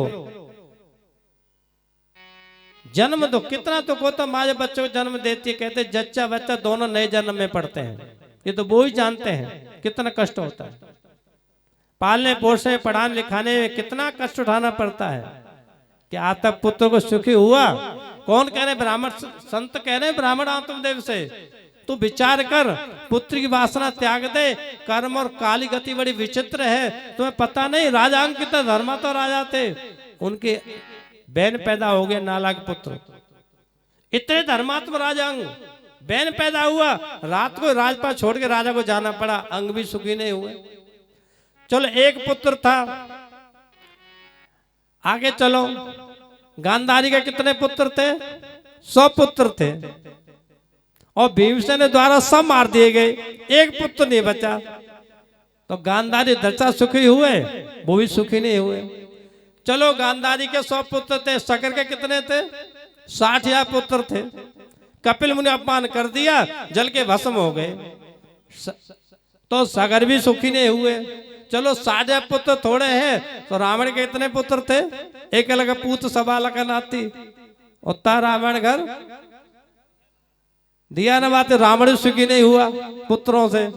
और एक बात बड़ी कहते, एक बात, जिनके यहाँ पुत्र स्वयं भगवान बने हो, चारों प्रकट हुए, राम लखन भरत शत्रुघ्न, भगवान है ना। और दशरथ यहाँ प्रकट हुए, लेकिन जब दशरथ के प्राण छूटे तो एक पुत्र पास में नहीं था। जिनके भगवान पुत्र बने हो, आज दशरथ के प्राण बिलख रहे पुत्रों के लिए। जिनके भगवान पुत्र वो सुखी नहीं हुए, तो सज्जन ये कल्पना करना छोड़ देना कि हम संतान सुखी हो जाएंगे। मैं ये भी नहीं कहता कि सबकी संतान नालायक होती हो। हमारे भारतीय सनातन धर्म में श्रवण कुमार भी है, सारे तीर्थ कराते कंधे कार बैठा कर ऐसे भी है, पर ज्यादातर आज के समय पर संतान से माता पिता दुखी है, दुखी है। या तो उनको संस्कार ठीक से नहीं दिए, या वो धुंधली की संतान पैदा हो गई। जो विश्वासक बुद्धि है, जो मलिन बुद्धि है, से जब जीवात्मा संबंध जोड़ लेता है ना, तो उसमें वासना जग जाती है पुत्र की, और वासना दुखी करती है। पुत्री वासर जग दुखी हो रहा आत्मदेव। ब्राह्मण को संत खूब समझाते हैं, बोले महाराज अपना उपदेश अपने पास रखिए, मुझे संतान चाहिए, मुझे कुल दीपक चाहिए। बोले आज के कुल दीपक नहीं, दीपक बुझाने वाले पैदा हो रहे हैं, कोई पिंडदान नहीं करता। बोले मुझे चाहिए और नहीं तुम्हें ही आत्महत्या करता हूं, शरीर छोड़ता हूं। सन्यासी ने कहा ऐसा अपराध मत करना। देख भाई, एक जन्म में, 2 जन्म, 7-7 जन्म तक तेरे भाग्य में संतान नहीं है। तो आत्मदेव कहता है मेरे भाग्य में नहीं है, तुम्हारे भाग्य में तो है, अपने भाग्य में से दे दो, लेकिन संतान दो मुझे और मैं शरीर छोड़ता हूं।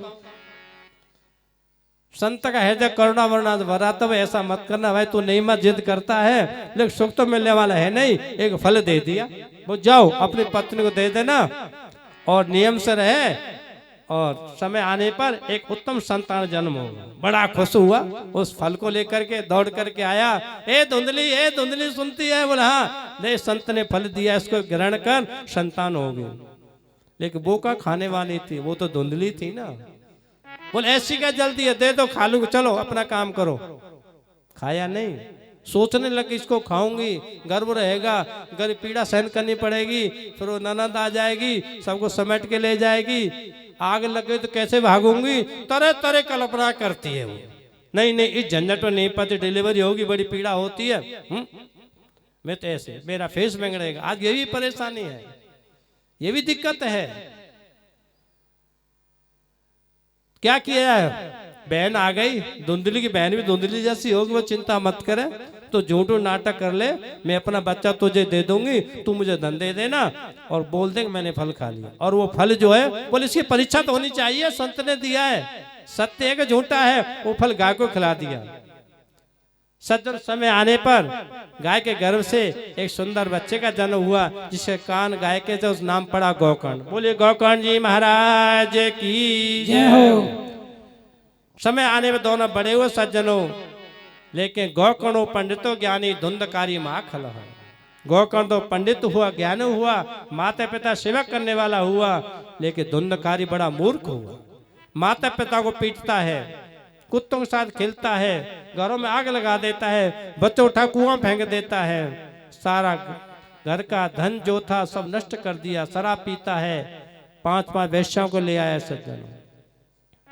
और कोई वेश्या नहीं है, ये हमारी 5 ज्ञानेंद्रियां है ना, यही वेश्या है। रूप रस गंध शब्द स्पर्श, कितना भी देख लो, कितना भी सूंघ लो, कितना भी चख लो, तृप्त नहीं होती, जीवन बर्बाद हो जाता है। धुंधकार को लूट के मार दिए 5 वेश्याओं ने, और वही गाड़ दिया, प्रेत बन गया। महान प्रेत बना तो उसे गलत कर्म किए थे। सत पूज्या प्रेत और कुछ नहीं होता, ये जो वासना है ना, ये प्रेत बना देती है।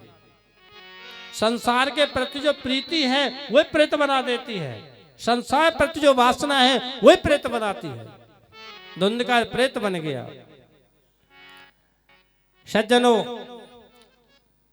अब तो भटक रहा, न खाने को मिलता, न पीने को मिलता, रहने को मिलता है। अपने भाई गौकर्ण को दर्शन दिए रात के समय पर, भाई मैं बड़ा दुखी हूं, प्रेत बना भटक रहा, तू मेरा भाई बड़ा धर्मात्मा पंडित है, मेरा कल्याण करो। गौकर्ण जी कहते मैंने तेरा गया में जाके श्राद्ध कर दिया, तेरा कल्याण नहीं हुआ। बोल 1-2 श्राद्ध नहीं, 100 श्राद्ध का तब भी मेरा कल्याण नहीं हुआ, ऐसे मैंने गलत कर्म किया है। तो गौकर्ण जी कहते अच्छा एक काम कर, तू अपनी जगह यथावत रहे, सवेरा होने दे, मैं पंडितों से बात करता, ब्राह्मणों से, तेरी मुक्ति का, तेरी सदगति उपाय खोजते हैं। ब्राह्मण से पूछा सवेरा होने पर, ब्राह्मणों ने कहा ये सूर्य भगवान है ना, ये प्रत्यक्ष देवता है, इनसे पूछिए बताएंगे।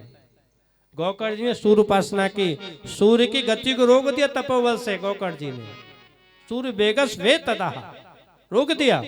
बोले मेरे भाई के मुक्त उपाय बताइए। तुभ्य नमो जगत साक्षिन, आप सारे जगत के साक्षी हो, सबको प्रकाश देते हो, नेत्रों के देवता हो, सद्बुद्धि देते हो, मेरे भाई का कल्याण मार्ग बताइए। तो सूर्य भगवान ने कहा श्रीमद् भागवतान सप्ताह वाचनम करो हो, एक बार अपने भाई को श्रीमद् भागवत सप्ताह कथा सुना दीजिए और तेरा भाई प्रेत छूट जाएगा। सूर्य भगवान ने कहे पर गौकर जी ने अपने भाई धुंधकारी को कथा सुनाई। धुंधकारी आया, अब बैठे कहाँ, एक 7 गांठ वाला बांस, उसमें मंत्र का आह्वान किया गया, उसमें कथा सुनता है।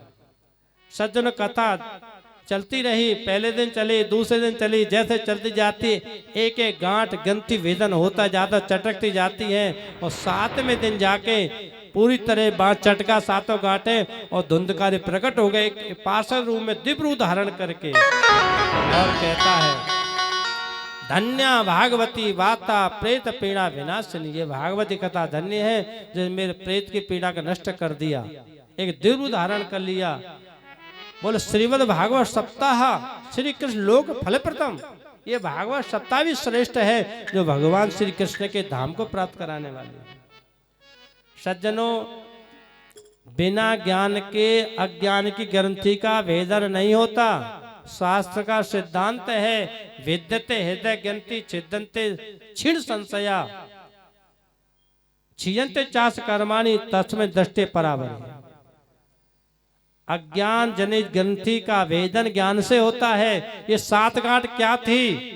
राग द्वेष अस्मिता अभिनिवेश, ये जो 5 आते हैं राग अभिनिवेश अस्मिता आदि, इनका और अहमता और ममता, जो 5 कलेश है और अहमता ममता योग दर्शन मानिए, इन 5 गांठ वेदन हुआ। 7 गांठ थी ना, ऐसे ही हमारे वेदांत दर्शन में 7 आवासीय अवस्था है, उनका वेदन हुआ। और रामचंद्र मानस में 7 आवरण बताए गए, 7 आवरण। तो 7 आवरण कह दो, चाहे 7 गांठ कह दो, चाहे 7 आवाज अवस्था कह दो, ये अज्ञान की है। ज्ञान होने के बाद इन सबका वेदन हो जाता है। धुंधकारी कल्याण हुआ सज्जनों। बोले वृंदावन बिहारी लाल की जय हो। कि ओ मनवान के राम गुण गायले,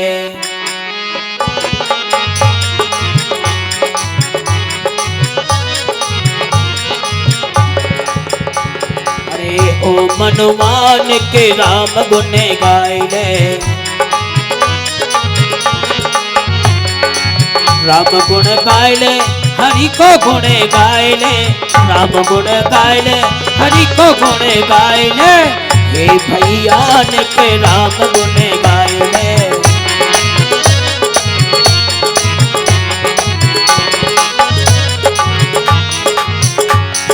7 दिन ये कथा में यही रहेगा, भगवान राम का कीर्तन, कृष्ण का कीर्तन, और इसी के लेने के लिए मनुष्य शरीर हमको प्राप्त हुआ है। मुख्य कारण यही है। बड़े भाग्य मानुष तन पायो, बड़े भाग्य मानुष तन पायो, बाहर आए नाम नहीं गायो। बड़े भाग्य मानुष तन पायो, बाहर आए तेने नाम नहीं गायो। ओ भैया ध्यान लगाए ने, ओ मनुमान के राम गुण गाए। और बताया तेरी जीव को का घिस जाएगो, तेरी जीव को का घिस जाएगो। देखे भव सागर से तू तर जाएगो, भव सागर से तू तर जाएगो। और बताया जिस जिह्वा से भगवान राम का गुणगान नहीं होता, जो नहीं करे राम गुण गाना। धन्य बाबा तुलसीदास के लिए हमें समय समय पर सचेत कर देते हैं कि जो नहीं करे राम गुण गाना, जीव सुधा दुर जिय समाना। जय हो।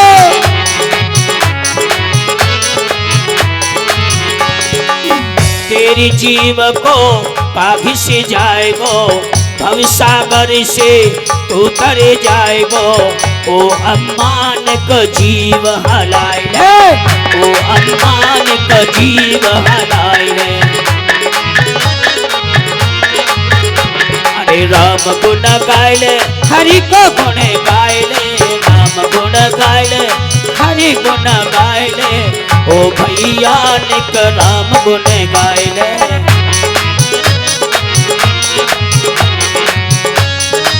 जय हो।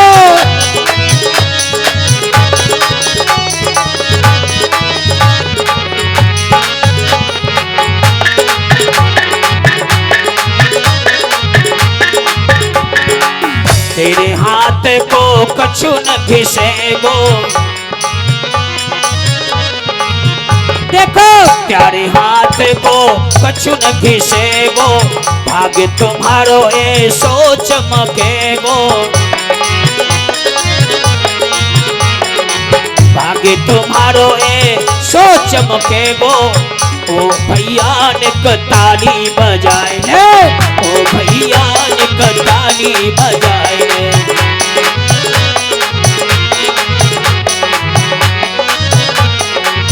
क्योंकि बताया है ताली बजाने से भी फायदा कि राम कथा सुंदर कर तारी ये राम कथा सुंदर कर तारी सुंदर कर तारी सुंदर कर तारी राम कथा सुंदर करे तारी राम कथा सुंदर करे तारी संशय पे हम उना बनिहारी ओ अम्मान कतारी बजाए ले ओ बाबान कतारी बजाए ले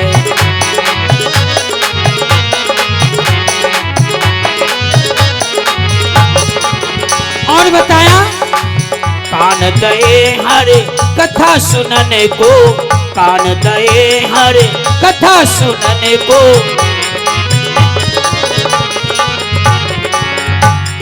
बाबा कहते हैं कि जिन्होंने कथा में ध्यान नहीं लगाया कथा नहीं सुनी कि जिन हर कथा सुनी नहीं काना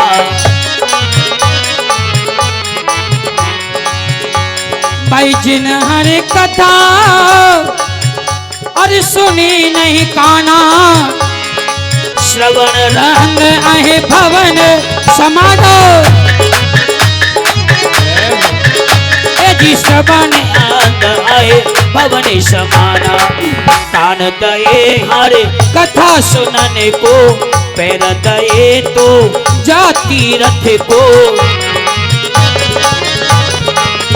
अरे पैर दए तो जाती रथ को ओ भैया निकने ना लड़ाई ले ओ भैया निकने ना लड़ाई ले नैनों के लिए भगवान के लिए कहते हैं बाबा तुलसीदास कि जिन्होंने अपनी आंखों से भगवान कन्हैया का दर्शन साक्षात या सपन में भी न किया तो वो आंख बिल्कुल बेकार है। कैसे कि नैनन संत दरस नहीं देखा कि नैनन संत दरस नहीं देखा लोचन मोर पंखे करे लेखा श्री राम जय जय राम हो ओ भैया निकने ना लड़ाए ले ओ भैया निक ताली बजाए ले ओ अम्मा निक जीव हलाए ले ओ भैया निक ताली बजाए ले ओ रामा निक ताली बजाए ले ओ भैया निक राम गुण गाए ले बोले श्यापत रामचंद्र की जय हो। प्रिय सज्जनों, हमारे शास्त्रों में यहाँ तक वर्णन किया गया पुष्टि मार्ग आचार्य वल्लभाचार्य स्वामी वो कहते जिस दिशा से भगवान नाम की ध्वनि सुनाई दे जाए उस दिशा को मत्था टेक प्रणाम करना चाहिए। केवल कानों आवाज पहुंचा कीर्तन की। और जो पांडाल में बैठ के कीर्तन करते हैं मुख से बोलते उनका तो कहना है क्या, उस दिशा को प्रणाम किया गया। और जिस मुख से जो भगवान नाम नहीं बोलते उस मुख में अन्न ग्रास डालने का अधिकार नहीं है। आप भोजन करते हो ना तो भोजन करने से पहले कम से कम महामंत्र 2 बार उच्चारण कर लेना चाहिए। हरे राम राम राम हरे हरे, हरे कृष्ण कृष्ण कृष्ण हरे हरे, राम राम हरे हरे, हरे कृष्ण कृष्ण कृष्ण हरे हरे। कितने हो गए? 16 मंत्र है ना, 32 हो गए ना। और कितने होते मुख में? 32 ही होते हैं। तो भोजन करने से पहले 2 बार महामंत्र उच्चारण कर ले, ये तो कर ही सकते हैं। अच्छा एक बात बताओ कि हमारी आवाज तुम्हारी समझ में आ रही है? थोड़ा बुलेट ट्रेन है ना, थोड़ी स्पीड से चलती है। क्या आज समय ऐसा रहेगा कि अगर डिजिटल इंडिया दौड़ना पड़ता है, कोशिश बहुत कम करता, धीरे धीरे चले, लेकिन सब फास्ट फास्ट फास्ट फास्ट। संगीत वाला आवाज समझ रहा आपके? आज पहला दिन है, थोड़ा कवर करेंगे धीरे धीरे और स्लो बोलेंगे। पहले दिन तो ऐसा ही होता है, सिस्टम धीरे सब सेट होता है। तो आइए कथा पे ध्यान दीजिए। मातृ कथा चल रही थी कि गोकर्ण जी ने अपने पिता आत्मदेव कल्याण किया, अपने भाई धुंधकर कल्याण किया। एक उत्तम संतान पैदा होती है ना, वो सबका कल्याण कर देते हैं।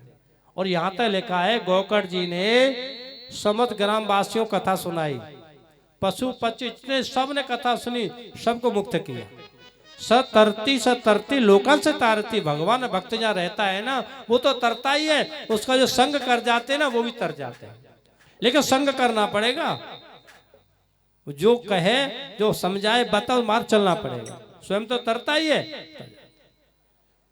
सबका कल्याण किया। क्यों? भगवान की भक्ति में शक्ति इतनी होती है। भक्ति रे वैनम नयति, भक्ति भगवान को पास बुलाती है। भक्ति रे दर्शति, भक्ति भगवान दर्शन कराती है। भक्ति ये गमेती, भक्ति भगवान को खींच के लाती है अपनी तरफ। भक्ति रे भूयसी, ये भक्ति की महिमा धन्य है, जो भगवान से एक करा दे, भगवान दर्शन करा दे, ये भक्ति की महिमा है। इस तरह से आपने ये गोकर्ण आत्मदेव उपाख्यान सुना, तो इस समय यह शिक्षा मिलती है कि भागवती कथा से प्रेत योनि भी मुक्त होती है, उसकी सदगति होती है। जाने अनजाने में कोई तुम्हारा पूर्वज पुरखा कोई कहीं गलत भटक रहा हो, तुम्हें पीड़ा दे रहा हो, सपने में तरह तरह के ऐसे आभास होते हैं कि हमारे बुजुर्ग कहीं परेशान है, उनकी सदगति नहीं हुई है, तो उनके निमित्त भागवत कथा करा दें। संकल्प का उनका आह्वान किया जाता है, पितरों के निमित्त उनकी सदगति होती है। तो जीते जी मुक्ति देती भागवती कथा ज्ञान भक्ति वैराग्य के द्वारा। और शरीर छूट गया, शुभ कर्म नहीं किया, तो प्रेत योनि को भी सदगति करती है, कल्याण करती है। इतनी महान ये भागवती कथा है, इसलिए भागवत कथा सुननी चाहिए, अपने लिए भी और अपने पूर्वजों के लिए भी, जो पितर है, जो कहीं भटक रहे जीवात्मा, उनकी सदगति के लिए। क्यों? 100 श्राद्ध से कल्याण नहीं हुआ और एक भागवती कथा सुना दी गोकर्ण जी ने, कल्याण हो गया धुंधकारी का। अब आगे सज्जनों, एक अध्याय में भागवत श्रवण की विधि का वर्णन है। भागवत कैसे सुनी जाए, कब सुनी जाए? तो कहा कि सवय सुलभ सब दिन सब देशा, सेवत सादर समन कलेसा। भगवान की कथा कभी भी सुन सकते हैं, इसमें कोई ऐसा प्रतिबंध नहीं है। लेकिन कार्तिक मास विशेष है, सावन भादो आषाढ़ और कार्तिक, ये महीना विशेष पुण्यदायी माने जाते हैं सज्जनों। अब कथा सुनने में सज्जनों श्रोता के जो नियम हैं उनको थोड़ा संक्षेप में सुन लीजिए। पहली बात तो श्रोता के अंदर श्रद्धा विश्वास होना जरूरी है। जब तक वक्ता पर श्रद्धा विश्वास नहीं होगा तब तक कथा समझ में नहीं है, कल्याण नहीं होगा। और हृदय में बैठे परमात्मा का अनुभव नहीं होगा जब तक श्रद्धा विश्वास नहीं होगा। आप रामचरितमानस पढ़ते उसमें क्या शुरुआत में, भवानी शंकरो वंदे श्रद्धा विश्वास रूपणो, याभ्या बिना न पश्यन्ति सिद्धा स्वांतस्तमीश्वरम। भगवान शंकर और पार्वती क्या है? श्रद्धा विश्वास के प्रतीक हैं। भवानी शंकरो वंदे श्रद्धा विश्वास रूपणो, साक्षात श्रद्धा भवानी और शंकर विश्वास के प्रतीक है। जब श्रद्धा विश्वास है तो हृदय परमात्मा उसका अनुभव हो जाता है। तो संतों के वक्ता के वचन में दृढ़ श्रद्धा विश्वास होना पहली बात, ये श्रोता को निश्चय करना चाहिए। क्यों? श्रद्धा में लभते ज्ञानम, श्रद्धा ज्ञान होता है। श्रद्धा सत्य मापते, श्रद्धा सत्य की प्राप्ति होती है। विश्वास फलदायकम, विश्वास फल मिलेगा, विश्वास कुछ नहीं है। तो पहली बात श्रद्धा विश्वास होना जरूर है श्रोता के मन में। दूसरी बात, मन में दीनता होनी चाहिए। मैं प्रभु दीन हूं, तुम दीन बंधु हो, तुमने कृपा की है, मैं आपकी शरण में हूं, मेरा कल्याण करो। मैं दुखी हूं संसार से, आप मेरा कल्याण कीजिए। मौसम दीन दीन है तो तुम समान रघुवीर, अस विचार रघुवंश मने हरो विशंभव वीर। क्या दीनता, दीनता रहेगी तो आपके अभिमान नहीं आएगा। दीनता अवगुण नहीं है, सदगुण है भक्त का। जो न भक्त दीन भाव में आता है तो उसके अंदर भगवत कृपा होती चली जाती है, और जो अभिमान आता है भगवत कृपा दूर होती चली जाती है। तो बहुत बड़ा सदगुण है। मौसम कौन कुटिल खल कामी। देखो तुलसीदास कहते बेने पत्र, मैं कामी हूं, कुटिल हूं, क्रोधी हूं, मैं दीन हूं, तो आप दीन बंधु हो, आप मुझ कृपा कीजिए। तो दीनता एक सद्गुण है भक्त के अंदर, उससे भगवान रीझ जाते हैं। तीसरी बात, मन में विषय पर वैराग्य होना चाहिए। जब विषय में राग होगा तो कथा का पूरा फल नहीं मिलेगा। मन पर वही खींचेगा जहाँ विषय में जा सकती है। कथा में आते हो तो मन से सारे विषय निकाले के आई, हमें कथा सुनी 3-4 घंटे, जो समय तुम्हारे पास है उस समय और कोई बात नहीं करनी, हमें एक एक बात ध्यान से सुनना है। तो मन में विषयों के प्रति वैराग्य होना चाहिए, क्योंकि वैराग्य की भूमि में सज्जनों ज्ञान का अंकुर निकलता है। भूमि चाहिए ना ज्ञान के लिए, तो भूमि तैयार करो, भूमि वैराग्य की है। चौथी बात, चित्त में एकाग्रता होनी चाहिए। एकाग्रता, एकाग्र मतलब समझते हो, आगे पीछे नहीं सोचना, वर्तमान में रहना। शरीर हमारे सामने, शरीर का महत्व नहीं है, महत्व मन का है। मोबाइल का महत्व नहीं है, सिम कार्ड का महत्व है। टैप रिकॉर्डर महत्व नहीं है, कैसेट का महत्व है। तुम्हारा मन का है। शरीर तुम्हारे सामने और मन तुम्हारे घर में, तो कोई फायदा नहीं है। होना चाहिए शरीर भी यही है और मन भी यही है। एक ही बात को कर्णपुटों के द्वारा हृदय में ले जाए, एकाग्रता। कितनी बात हो गई? श्रद्धा विश्वास, पहली बात श्रोता होना चाहिए। दूसरी बात, मन में दीनता होनी चाहिए। तीसरी बात, विषयों पर वैराग्य होना चाहिए। चौथी बात, एकाग्रता। क्योंकि चंचल चित्त से सुना हुआ व्यर्थ हो जाता है। पांचवी बात यह है कि जो श्रोता है ना, वो कृष्णार्थी होना चाहिए, धनार्थी होना चाहिए। मैं श्रोता होता प्रवक्ता ही बताऊंगा। श्रोता अगर धनार्थी होगा तो उसे भगवत प्राप्ति नहीं हो सकती। धन तो मिल जाएगा, तो उसका लक्ष्य धन है ना। श्रोता कृष्णार्थी होना चाहिए, हमें कृष्ण की भक्ति मिले, कृष्ण के चरणों का अनुराग मिले, हमें अपना कल्याण करना है, तो श्रोता कृष्णार्थी होना चाहिए। ये 5 बात अगर श्रोता के अंदर है तो पूरी कथा सुनने ला उसको मिलता है। अब वक्ता कैसा हो? बोले विरक्तो, विप्रो, विद्वान हो, विषयों से वैराग्यवान हो, वेद सा विशुद्ध करता, वेद शास्त्र ज्ञाता हो,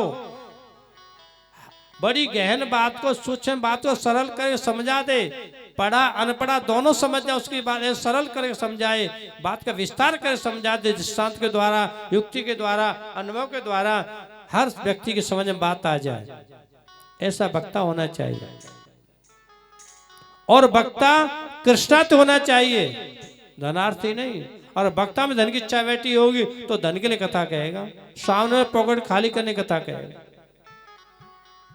अगर वक्ता भी कृष्णार्थी है और श्रोता भी कृष्णार्थी है तो दोनों का कल्याण है। और वक्ता भी कृष्ण धनार्थी है और श्रोता भी धनार्थी है तो दोनों ही पतन को जाए, कल्याण होने वाला नहीं, संसार में गिरे। वक्ता हो सुखदेव जैसा, श्रोता हो परीक्षित जैसा, कितना वैराग्य है। राजपाट एक क्षण में छोड़ दिया, गंगा तट पर जाके बैठ गए। और सुखदेव कहते वैराग्यवान है, शरीर का भान नहीं है, लंगोटी का भान नहीं है। और महाराज क्या गंगा बहाई ज्ञान की। वक्ता हो तो रामकृष्ण परमहंस जैसा, श्रोता हो तो विवेकानंद जैसा। वक्ता हो तो राम जैसा, श्रोता हो तो राम जैसा, और वक्ता हो तो वशिष्ठ जैसा। वक्ता हो तो कृष्ण जैसा, और श्रोता हो तो अर्जुन जैसा। क्या कुरुक्षेत्र गीता के ज्ञान की गंगा बहाई। कहने का तात्पर्य यह है कि वक्ता के अंदर भी धनार्थी नहीं होना चाहिए, कृष्णार्थी होना चाहिए। भगवान की प्रीति की कथा करे, अपनी सुख शांति कथा करे। हमें सुख मिल रहा है कथा कहने से, तो सज्जन आपको सुख मिलेगा। और हमको सुख नहीं मिला, संतुष्टि नहीं मिल रही, तो आपको कहां से मिलेगी। इससे गोस्वामी जी ने कहा, स्वांता सुखाय तुलसी रघुनाथ गाता वासा मत मंजुल होती। मैं अपने अंतःकरण की प्रसन्नता के लिए, अपने हृदय के सुख के लिए कथा करता हूँ, अपने मन को सुनाता हूँ। मेरा मन प्रसन्न है, मेरा हृदय खुश है, तो सामने वाला भी खुश होगा। और ये स्वयं साक्षी है। आप जो बोलते हो, आप जो करते हो, तो स्वयं प्रमाण हो। अंदर से आवाज आती है, अच्छा कर्म किया है तो चित्त प्रसन्न होता है, और गलत कर्म किया है, गलत व्यवहार किया है, तो चित्त में खिन्नता होती है, पीड़ा होती है। तो स्वांता सुखाय तुलसी, अपने शुक्ल कथा करें। खाने पीने का नियम ये है कि आप फलाले कथा सुन सकते हैं, दूध दहार लेके कथा सुन सकते हैं, सातों लिखा कि घी पी के कथा सुन सकते हैं। गैया घी पिए। चौहान साहब पूछ रहे थे, महाराज जी कब तक कैसे रहना। मैंने कोई फलाल ले लो, दूध ले लो। हमको बड़ी प्रसन्न था इनके परिवार से मिलके। ये कॉलोनी के सब लोग अच्छे हैं, बड़ी श्रद्धा लोगों भाव है। और देखो ये कार्यक्रम चौहान साहब का नहीं, ये बताएं आपको, ये सारी कॉलोनी, ये एक एंक्लेव का कार्यक्रम है। ये भगवान ने बड़ी कृपा तुम पर की है। सब इसमें बढ़ चढ़ के आए, खूब कथा सुने। एक भगवान ने मौका दिया है, सब इस कथा सुने। और देखो बगल में मंदिर है, धीरे इसका विस्तार होना है। आप ये तुम्हारी कॉलोनी की शोभा है, जहाँ ठाकुर जी विराजमान है। हमारे सनातन पंचदेव उपासना आती है, भगवान शंकर, पार्वती, गणेश, सूर्य भगवान और विष्णु भगवान, सनातन पूजा है। भगवान प्रेरणाधीन के हृदय में अपने इनके में एक मंदिर होना चाहिए। इतने लोग इसमें रह रहे हैं, पूजा पाठ के स्थान चाहिए, वहाँ पॉजिटिव वाइब्रेशन रहता है, वहाँ बैठने मानसिक शांति मिलती है, तो बहुत अच्छी बात है। बोले वृंदावन बिहारी लाल की जय। इस तरह से हमने संचय में आपको शिव भागवत का महात्म सुनाया, कथा समय विधि सुनाई, और भागवत के प्रथम स्कंद में थोड़ा मंगलाचरण करके कथा को विराम देंगे। आगे सज्जनों, श्रीमद् भागवत का प्रथम स्कंद है ना, ये अधिकार स्कंद है। इसमें अधिकार के निरूपण है। इसमें 19 अध्याय हैं और 3 संवाद है। पहला संवाद है सूत सोना संवाद है, धर्म का संवाद है 3 अध्याय में। इसके बाद में नारद और व्यास का संवाद है 3 अध्याय में, भक्ति का संवाद है। और आगे 13 अध्याय में सुखदेव जी और राजा परीक्षित संवाद है, ये ज्ञान का संवाद है। क्यों धर्म अनुष्ठान करोगे तो हृदय शुद्ध होगा, और भक्ति उपासना करो हृदय एकाग्र होगा, और हृदय एकाग्र होगा, शुद्ध होगा, तभी सुखदेव का ज्ञान काम करेगा, तभी कल्याण होगा परीक्षित का सत्य। तो 3 संवाद हैं, 19 अध्याय हैं। तो आइए जो मंगलाचरण किए व्यास जी ने, उसके हम मंगलाचरण करते हैं। जन्मादस यतो अनवयाद तर्त चाथे विज्ञ सुराट तेने ब्रह्म हृदय आदि कवये मुह्यन्ति यत सूरय तेजो वार मृदाम यथा विनिमयो यत् सर्गो अमृतः धामना सेन सदा निरस्त कुहकं सत्यं परम धीमहि, सत्यं परम धीमहि। सज्जनों, ये श्रीमद् भागवत का मंगलाचरण श्रुति सूत्रात्मक है। इसमें ब्रह्म सूत्र को भी लिया गया है।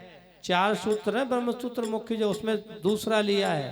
पहला था तो ब्रह्म जिज्ञासा, दूसरा है जन्मादस्य, जिससे जगत की उत्पत्ति स्थिति संहार होते हैं। वो परमात्मा कैसा है? वो जड़ नहीं, वो चेतन है। वो पर प्रकाश नहीं, स्वयं प्रकाश है। वो परतंत्र नहीं है, स्वतंत्र है। वो दुख नहीं, वो आनंद स्वरूप है। और उस परमात्मा ने अपने संकल्प से ही ब्रह्मा और ब्रह्मा वेद अर्पित किए, संकल्प से पैदा किए वेद ब्रह्मा को। उसको समझने में बड़े बड़े विद्वानों की बुद्धि मोहित हो जाती है। और परमात्मा शक्ति से ये जगत ऐसा मिथ्या प्रतीत होता है, जैसे सूर्य किरण जल मिथ्या प्रतीत होता है। ऐसे ही माया के बल से उस परमात्मा में ये जगत प्रतीत सा होता है। लेकिन परमात्मा जगत के कार्य और कारण माया से अत्यंत परे है। उसको कहते सत्य स्वरूप परमात्मा। सत्यम परम धीमहि। यहाँ वेद व्यास जी ने किसी इष्ट का नाम लेकर मंगलाचरण नहीं किया कि कृष्णम परम धीमहि, कि रामम परम धीमहि, या शिवम परम धीमहि, या दुर्गा परम धीमहि, नहीं, सत्यम परम धीमहि। क्योंकि इष्ट कभी असत्य नहीं होता। आपका जो भी इष्ट है इस सबका सत्य होता है, तो सत्य कहने से सबके इष्टों का मंगलाचरण हो गया। और आप गर्भ स्तुति में देखेंगे, वहां भी जब भगवान का प्राकट हुआ ना तो देवता स्तुति करने आए, वहां भी सत्य से परम स्तुति की है। सत्यवतम सत्य परम त्रिसत्यम सत्य से योनि नियतम च सत्य सत्य से सत्यमत सत्य नेत्रम सत्यात्मनो शरणम प्रपन्ना। वहां भी सत्य स्तुति की है। वो भागवत के लास्ट में सत्य परम धीमहि अंत में जाके देखोगे, इससे सिद्ध होता है भागवत सत्य का निरूपण करती है, सत्य परमात्मा। विद्वानों ने इस मंगलाचरण के सज्जनों 108 अर्थ किए हैं। ये उनका वैदुष्य है, उनका विद्वता है, अनेक अर्थ किए हैं। इतना महान मंगलाचरण है श्रीमद् भागवत का सज्जनों। तो सत्य से परमात्मा को हो, इसमें गायत्री का समावेश है। सत्यम परम धीमहि, धीमे लिए गए, गायत्री का समावेश है, इसमें ब्रह्मसूत्र का समावेश है। इतना श्रेष्ठ मंगलाचरण है उस सत्य परमात्मा का। आगे सज्जनों, श्रीमद् भागवत का अनुबंध है। हम कोई शास्त्र की चर्चा सुनते हैं या शास्त्र पढ़ते हैं या पढ़ाते हैं तो उससे 4 बातें होती हैं: अधिकारी, विषय, संबंध और प्रयोजन। ये 4 बात अगर तुम्हारी समझ में आ जाती है तो शास्त्र का समझ में आ जाएगा। इसका अधिकारी कौन है, इसका विषय क्या है, इसका संबंध क्या है, इसका प्रयोजन क्या है। तो प्रयोजन तो आपको साफ पता ही है। इस भागवत का प्रयोजन है केवल मुक्ति, जो परीक्षित को हुई, जीते जी मुक्ति। परीक्षित निर्भय हो गए थे और परीक्षित अपनी अनुभूति सुनाई। तक्षक आएगा, मेरे शरीर को डसेगा, मुझे तक्षक नहीं छू सकता, मैं तो आप उद्देश्य से नित्य मुक्त आत्मा हूं, शुद्ध बुद्ध हूं। अनुभूति सुनाई। जब अर्जुन ने सुना दी भगवान कृष्ण को लास्ट में गीता में, अर्जुन को पूछा, कह दिया नष्टो मोह स्मृति लब्ध्वा तत्प्रसा मयाच्युत। आपकी कृपा से मुझे अपने स्वर स्मृति आ गई, मेरा अज्ञान मोह नष्ट हो गया, मुझे भगवत प्राप्ति हो गई। ऐसे ही परीक्षित ने कह दिया सुखदेव से, अब मुझे तन की वह नहीं है। तक्षक आए, अपना काम पूरा करे, ऋषि का श्राप लगा उसका पूरा करे, लेकिन मैं तो जीते ही मुक्त हूं। तो प्रयोजन है केवल मुक्ति। और विषय क्या है और संबंध क्या है, अधिकारी कौन है। विषय है जीवात परमत एकता। इस भागवत का विषय चाहे महारास लीला हो, ठीक है, चाहे दामोदर लीला हो, अनेक लीला है। उन लीला ये बताया जाएगा कि जीवात परमत एकता ही विषय है भागवत का। ये समझना चाहिए मुख्य बात। अधिकारी कौन है, भागवत और सज्जन वेदांत से भरी हुई है, इनकी स्तुति पढ़िए, सारा वेदांत है। सर्व वेदांत सारम ब्रह्मात्म लक्षणम वस्तु अद्वितीय तनिष्ठम केवल्य के प्रयोजनम। ये भागवत अनुबंध है। विषय भगवान, जीव विवेकता, वस्तु भगवान श्री कृष्ण। इसके प्रतिपाद वस्तु कौन है भागवत के, भगवान श्री कृष्ण। उनको लक्ष्य करती है, उन्हीं को बताती है भगवान का स्वरूप क्या है। विषय जीवन परम एकता, प्रयोजन केवल मुक्ति। अधिकारी जो वेदांत को समझना चाहते उसका अधिकारी। अब सज्जनों, अनुबंध के बाद में बात आती है, सूत जी महाराज से सौनका ऋषियों ने बड़े सुंदर 6 प्रश्न किए हैं। इससे ही भागवत का उपक्रम होता है, शुरुआत होती है। इन्हीं 6 प्रश्नों पूरी भागवत चलेगी सज्जनों। वो 6 प्रश्न आपको बता देता हूं, इसके बाद हम आरती करवाएंगे 2 मिनट भगवान नाम कीर्तन करने के बाद। पहला प्रश्न किया, किम श्रेय। सौनका ऋषियों ने महामती सूत जी महाराज चरणों में प्रश्न किए कि ये बताए मनुष्य जीवन का लक्ष्य क्या है, क्या श्रेय है, किसलिए मिला मनुष्य जीवन। दूसरा प्रश्न किया, शास्त्र प्रयोजन के बहुत से शास्त्र हैं, इन शास्त्रों क्या प्रयोजन है, क्यों शास्त्र पढ़े जाते हैं, इनका लक्ष्य क्या शास्त्रों का। तीसरा अर्थ किया कि भगवान के कितने अवतार हुए, वो अनामी है, अरूप है, तो अनेक नाम रूप क्यों हुए, कितने अवतार हुए। चौथा प्रश्न किया कि धर्म किसे कहते हैं, पांचवा प्रश्न किया, भगवान लीला समेट के जाने लगे, धर्मम कम शरणम गतः, धर्म ने किसकी शरण ली। और छठवां प्रश्न किया कि भगवान वेद व्यास ने श्रीमद् भागवती रचना किस अभिप्राय से की, क्यों रचना की भागवत की। ये 6 प्रश्न सूत जी महर्षि चरणों में शौनकादिक ऋषियों ने रखे। इन्हीं में श्रीमद् भागवत चलेगी। ये उपक्रम हो गया शास्त्र का। इसकी चर्चा अब हम कल करेंगे, क्योंकि अब समय भी हो चुका है। अब 2 मिनट भगवान नाम संकीर्तन, इसके बाद करें। बोले वृंदावन बिहारी लाल की जय हो। और कल कथा ठीक 12 बजे से चलेगी। समय से आना, 11:30 बजे आ जाए, जिस समय से कथा शुरू हो जाए। दिन छोटा है, ठीक है। हाँ, जिस समय से शुरू कर समय से आप विश्राम ले सकते कथा। हाँ जी, बोलो हरे रामा राम राम हरे हरे। सभी बोलिए प्रेम से।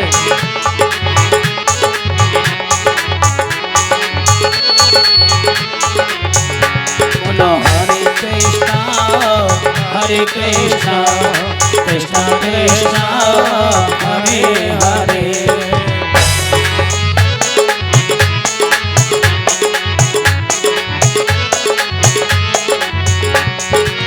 हरे राम राम राम हरे हरे।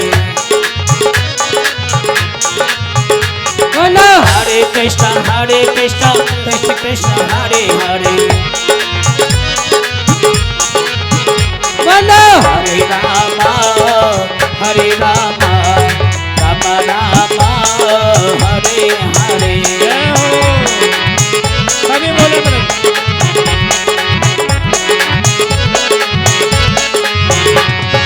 हरे राम राम हरे हरे। हरे कृष्ण कृष्ण कृष्ण हरे हरे।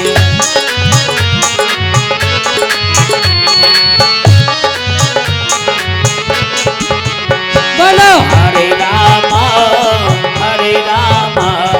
राम राम हरे हरे।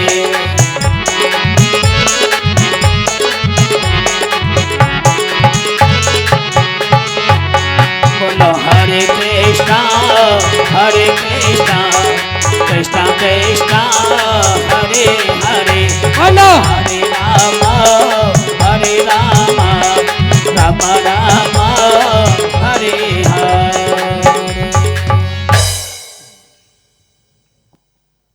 हाँ जी, आरती करो। आरती के लिए खड़े हो जाएं। थाली दें आचार्य जी परीक्षित महाराज।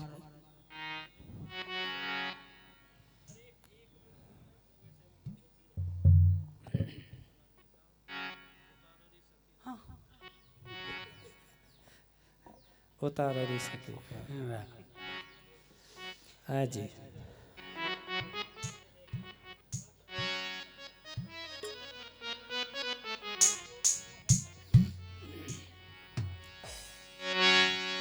उतारो रे सखी हे उतारो री सखी। हरे राधा बल्लभ जो के आरती उतारो री सखी।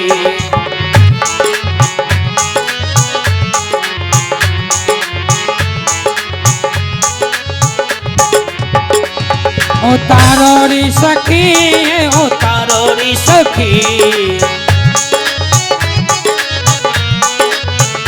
राधा राधा बल्लभ जो की आरती उतारो री सखी। राधा मोरे मुपटे तेरे शीश पे सोहे।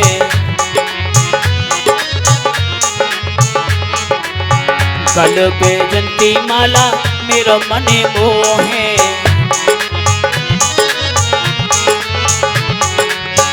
रूप लखाओ री सखी रूप लखाओ री सखी।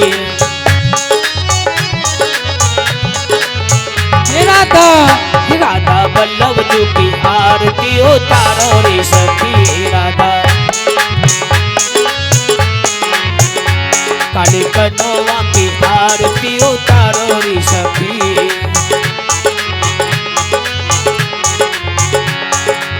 चरणों से निकली है गंगा प्यारी। जिसने सारी ये दुनिया तारी, जिसने सारी ये दुनिया तारी। चरण पखारो री सखी, चरण पखारो री सखी। हे गंगा, हो गंगा, कि गंगा जमुना जी की आरती उतारो री सखी।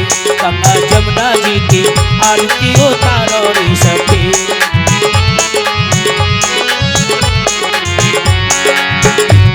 अरे प्यास दास के नाथ आप हो, सुख दुख जीवन प्यारे